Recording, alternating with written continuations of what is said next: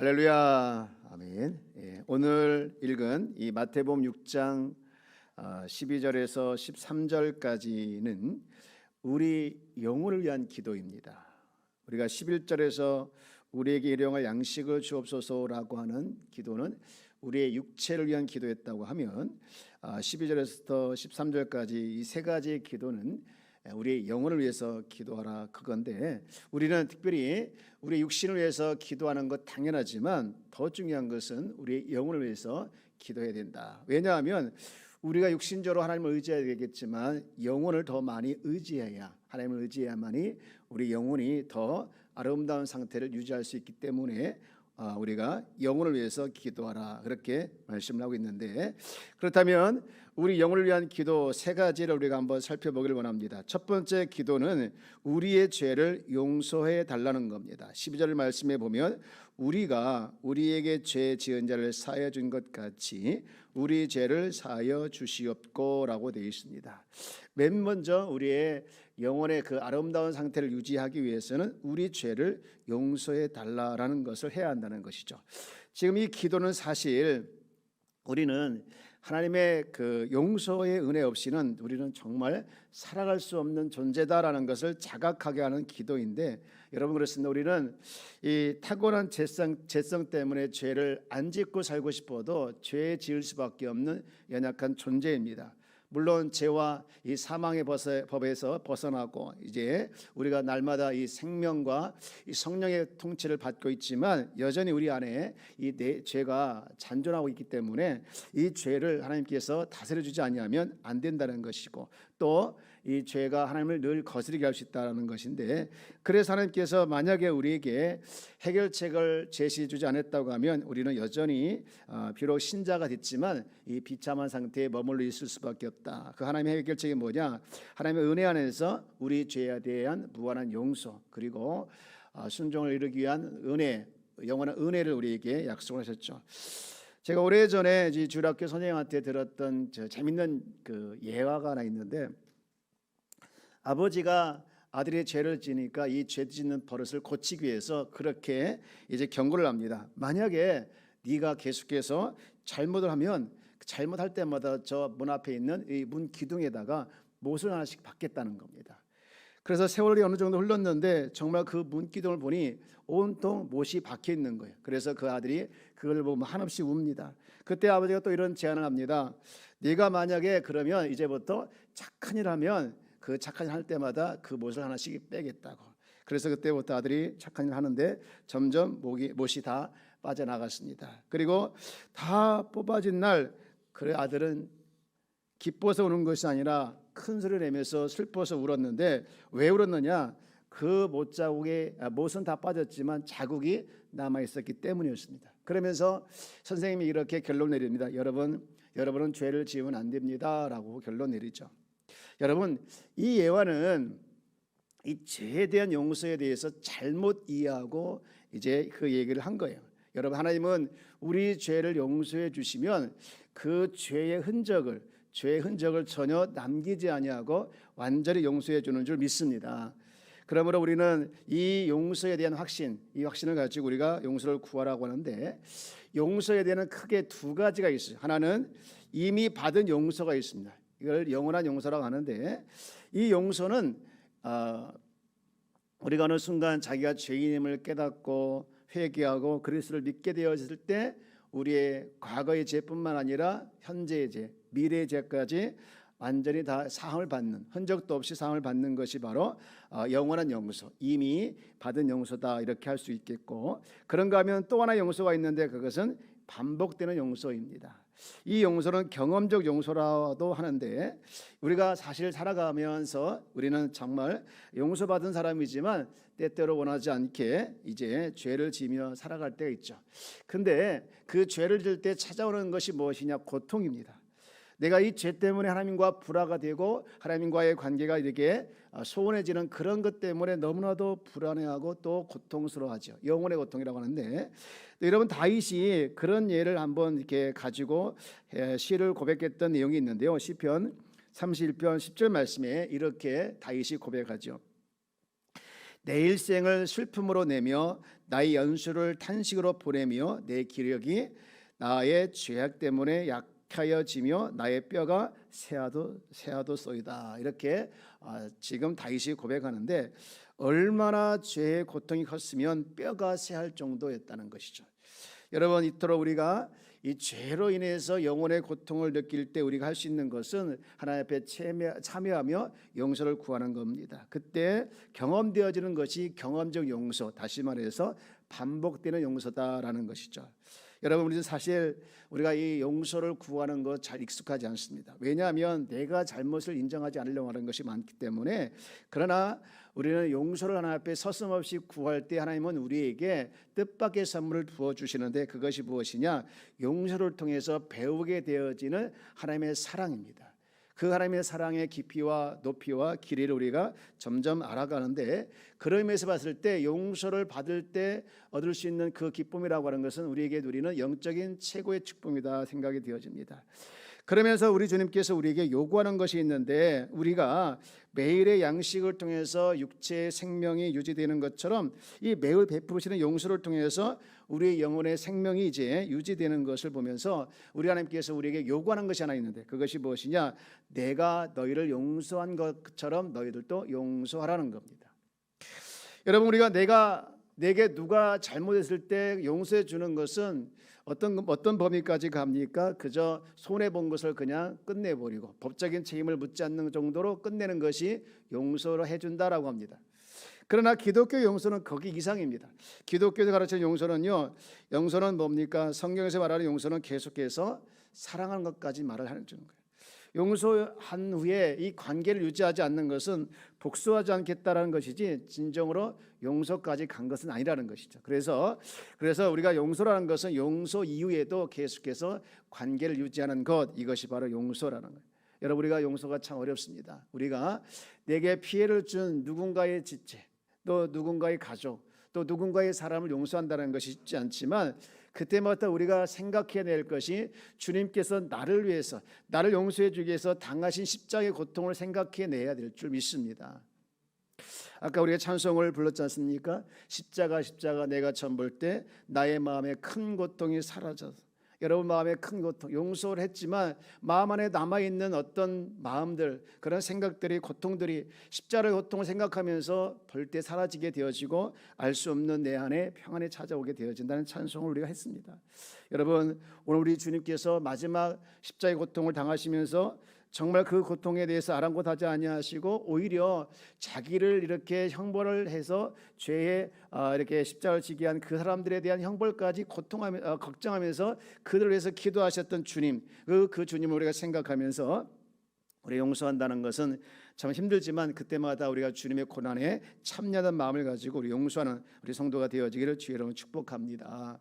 그런가 하면 두 번째 기도는 무엇이냐? 13절 말씀에 보면 시험에 들지 않게 구하는 것이죠. 우리 13절 말씀을 한번 같이 읽어볼까요? 시작.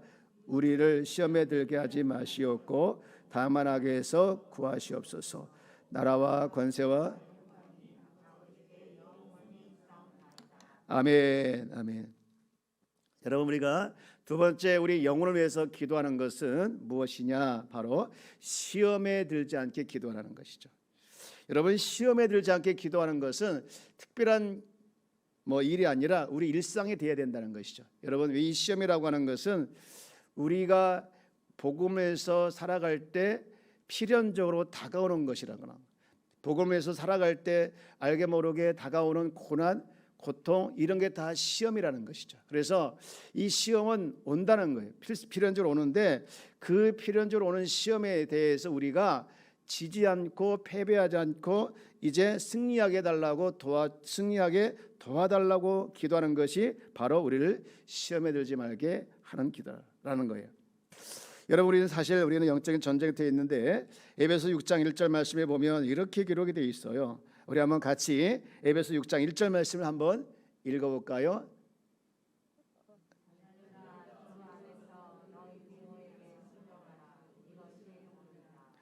제가 잘못 옮겨진 것 같아요. 우리의 씨름은 혈과 육을 상대한 것이 아니요 통치자들과 권세들과 이 어둠의 세상 주관자들과 하늘에 있는 악의 영들을 상대함이라. 네. 여러분, 우리는 사실 이 전쟁터에 있습니다. 그래서 전쟁터에서 이 전우들과 생사고락을 같이 하면서 이 치열하게 싸울 때 다가오는 고난과 고통을 우리가 피할 수 없지만 그 피할 수 없는 시험, 피할 수 없는 고난, 이에서 우리가 패배하지 아니하고 주님 이기게 해달라고, 승리하게 해달라고, 도와달라고 구하는 것이 바로 무엇이냐? 바로 여기 시험에 들지 않게 하옵소서라는 기도라는 것이죠. 지금 사단은 우리를 끊임없이 넘어뜨리려고 하고 있습니다. 그때마다 우리는 승리하게 해달라고 하는 이 기도를 잊지 말고 우리가 기도함을 우리가 알아야 될 줄 믿습니다. 주님께서 이 기도를 가르쳐 주면서 우리에게 의도한 두 가지 목적이 있는데 그 두 가지 목적이 뭐냐? 하나는 우리 안에 무엇이 있는지를 발견하게 하는 겁니다. 여러분, 시편 40편 12절 말씀에 보면 시편 기자가 이렇게 고통 가운데 이제 기도하는 내용이 나옵니다. 수많은 재앙이 나를 둘러싸고 나의 죄악이 나를 덮침으로 우러러 볼 수도 없으며 죄가 나의 머리털보다 많음으로 내가 낙심하였나이다. 무슨 얘기인가요? 생각보다 내 안에 죄가 많고 생각보다 내 안에 결점이 많은 것에 대해서 지금 탄식하고 있는 거예요. 그렇습니다. 우리는 이 말씀과 같이 우리 안에 정말 우리도 모르는 죄가 있고 결점이 많이 있는 것을 보게 되어집니다. 그래서 이런 기도를 통해서 우리가 낙심하도록 만들어 두는 게 아니라 이런 기도를 통해서 우리의 믿음을 강화시키려는 의도가 있는 거예요. 그런 목적이 하나님께서 우리에게 지금 이제 원하는 것이고, 두 번째 목적은 있는데 그것이 무엇이냐? 이런 시험을 통하여 우리가 더 하나님을 의지하게 한다는 것이죠. 여러분, 우리는 시험 들 수밖에 없는 연약한 사람들입니다. 그때마다 우리가 하나님을 더 의지해야 된다는 것이죠. 사실 우리가 의지하지 않게 되어지면 미끄러져서 넘어질 수밖에 없는데, 왜 우리가 기도해야 됩니까? 우리가 기도하는 이유가 무엇입니까? 살기 위해서입니다. 우리는 삶은 정말 치열한 현장인데 이 치열한 현장에서 우리가 승리하기 위해서는 전적으로 하나님을 의지하지 않고는 넘어질 수밖에 없는 거예요. 여러분, 모든 상황을 능가하시는 우리 하나님을 신뢰하고 철저히 의지하는 귀한 성도가 되어지기를 주 여러분 축원합니다. 여러분, 시험에 들다란 말을 보면 시험에 들어간다는 말이죠. 우리 하나님께 의지하게 되어지면 우리는 시험 안으로 들어가는 것이 아니라 시험 안에 들어가는 것을 피할 수 있다는 것이죠. 여러분, 우리가 다가오는 시험을 우리가 이제 막을 수는 없지만 주님을 의지함으로 말미암아 우리 안에 다가오는 시험을 우리가 피하는 그런 역사가 일어나게 되는 줄 믿습니다. 마지막으로 영혼을 위해서 세 번째 기도하는 것이 있는데 그것이 무엇이냐? 악에서 구해달라는 거예요. 다시 우리 13절 말씀 보면 우리를 시험에 들게 하지 마시옵고 다만 악에서 구하시옵소서. 대개의 나라와 권세와 대개에 빠졌는 나라와 권세와 영광이 아버지께 영원히 있사옵나이다. 이렇게 하죠. 여러분, 앞에서 우리가 살펴본 것처럼 우리는 이 시험이라는 것은 필연적이라는 것이죠. 우리가 이 복음의 삶을 살다 보면 성도에게 다가오는 것, 필연적으로 다가오는 것이 시험이 있다라는 것이죠. 그때 만약에 하나님께서 우리를 이 시험에서 지켜주지 아니하면 악에 빠질 수 있다는 것이죠. 그래서 악에 빠지지 않게 해달라는 것이요. 여러분, 악이라고 하는 것이 무엇이냐? 하나님께서 판단해 보였을 때 저것이 옳지 않은 것, 이것이 다 악이에요. 내가 아무리 내 판단이 옳다고 해도 하나님께서 보시기에 그것이 옳지 않다라고 해버리면 그것이 다 악입니다. 문득 이 아담과 하와의 모습이 생각이 나는데 하나님께서 그에게 이렇게 명령하죠. 너는 선악을 알게 한 나무 열매를 먹지 말라고요. 그런데 그 명령을 어깁니다. 왜 어기죠? 자신이 판단이 옳다고 생각했기 때문에 그랬습니다. 내가 그것을 먹으면 눈이 맑아지고 내가 그것을 먹으면 하나님과 같이 될 수 있다는 그런 판단이 먼저 앞섰기 때문에 하나님의 판단보다 자기의 판단을 앞세워서 하나님의 판단을 눌러버리죠. 그리고 자기의 판단대로 행동을 합니다. 여러분, 그러나 하나님의 판단은 달랐습니다. 그것이 곧 하나님의 명령을 어기는 것이었기 때문에 잘못된 행동이라고 판단하고 그를 에덴 동산에 쫓아내 버리죠. 이게 악이라는 것이죠. 여러분, 그렇다면 이 악의 기준이 무엇이냐? 악의 기준이 다른 것이 아니라 성경에서 봤을 때 악의 기준은 원래의 창조 목적이 있는데 그 창조의 목적을 벗어나게 하는 것이 악의 기준이라는 것이죠. 여러분, 이 예배당 안에 많은 물건들이 있습니다. 강대상도 있고 피아노도 있고 의자도 있고 등등 많은 그런 물건들이 있는데, 이 많은 물건들이 왜 있습니까? 목적이 있어서 이 안에 있는 것이죠. 만약에 목적이 없으면 목적이 없으면 이 안에 있을 필요가 없는 겁니다. 마찬가지입니다. 하나님께서 우리를 창조물로 만드신 이유는 우리 안에 목적이 있기 때문에 그래요.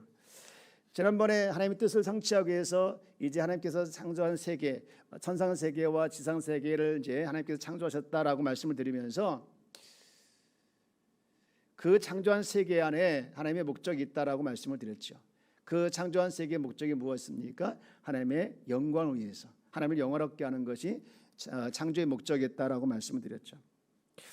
여러분, 그러면 우리는 늘 하나님이 목적하신 대로, 이 창조하신 대로 살아가는 것이 우리의 모습이고 우리의 마음이고 우리의 상태여야 되는데, 그러나 우리는 늘 정말 하나님께서 목적한 대로 살기를 원하지만 그러지 못하고 늘 우리 안에 이 싸움이 일어납니다. 그래서 바울은 이런 통곡을 한 적이 있죠. 로마서 7장 19절 말씀입니다. 이렇게 통곡을 합니다. 자, 우리 한번 같이 읽어볼까요? 시작. 내가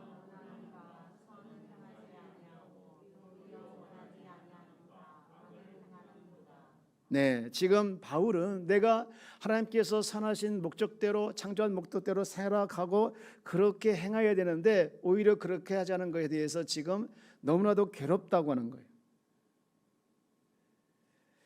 어디 바울입니까? 바울뿐입니까? 예, 누구든지 이 악의 영을 받아서 우리도 얼마든지 악으로 살아갈 수밖에 없는 사람들입니다.